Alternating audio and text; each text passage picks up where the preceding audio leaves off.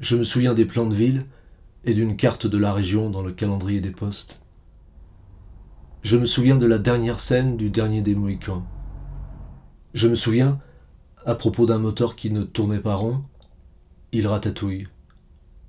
Je me souviens aussi de il tourne sur trois pattes et il bat la mayonnaise.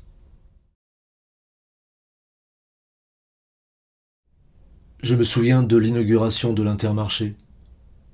Des cavaliers déguisés en mousquetaires faisaient des allers-retours dans le parking.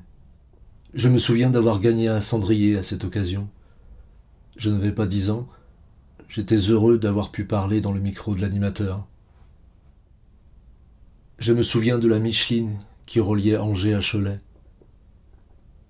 C'était comme le signe d'une bascule dans le passé. Je me souviens du mercredi des cendres, l'énigme que représentait l'expression.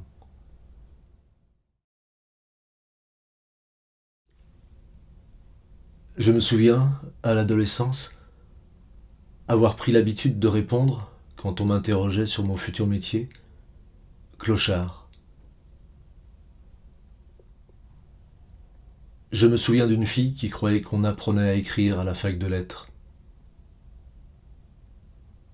Je me souviens d'une prof d'anglais qui ne savait pas qui était Muddy Waters. Je me souviens des vinyles qu'on amenait au lycée pour en étudier des chansons en cours d'anglais.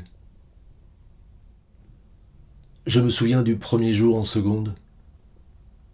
J'étais passé chercher un copain. Son frère jumeau nous avait accompagnés jusqu'à la porte du bahut. Lui avait commencé son apprentissage d'imprimeur un mois plus tôt.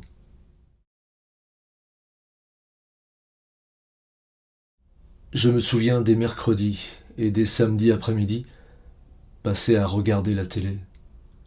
La saoulerie malsaine que c'était. Je me souviens de brancher le magnétophone sur une prise d'in à l'arrière de la télé pour enregistrer du rock. Je me souviens du premier vinyle que j'ai acheté, un enregistrement live du groupe Ange, intitulé Tome 6, aussi pompeux que son titre. Le genre de truc que je ne peux plus écouter aujourd'hui.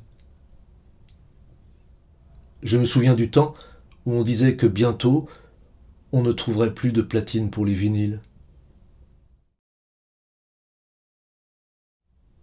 Je me souviens de Cuit, les canaris sont cuits, à propos de l'équipe de foot de Nantes. J'en ai pourtant jamais eu rien à faire. Je me souviens aussi des vers de Saint-Étienne et de quelques noms de joueurs, comme Platini ou Jean-Michel Larquet. Je me souviens d'avoir regardé les matchs du tournoi des 5 nations le samedi après-midi avec mon frère aîné.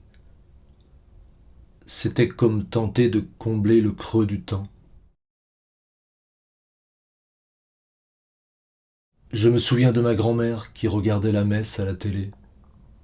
Je me souviens de ma grand-mère paternelle pendant l'année qu'elle a passée à la maison.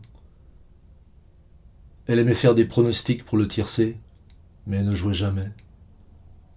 Elle regardait la retransmission de la course le dimanche après-midi, avec sur un bout de papier les numéros qu'elle avait notés. Je crois que c'est Léon Zitrone qui commentait la course. Je me souviens du samedi après-midi où je l'ai vu tomber sur le carrelage de la salle à manger. Silhouette fluette qui se dérobe et crâne qui cogne au sol. La panique ressentie. Je me souviens de son cri quand on a emmené le corps de son mari. Je me souviens avoir ouvert la porte de la salle à manger quand j'ai eu compris que les pompes funèbres avaient franchi la porte d'entrée avec le cercueil.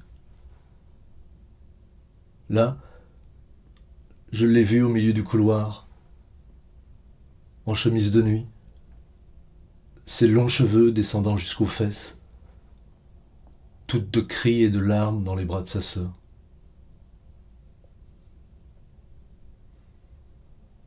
Je suis revenu appuyer mon front sur la vitre de la salle à manger en attendant qu'on vienne me chercher. Je n'ai jamais rien dit de ce que j'avais vu ou entendu.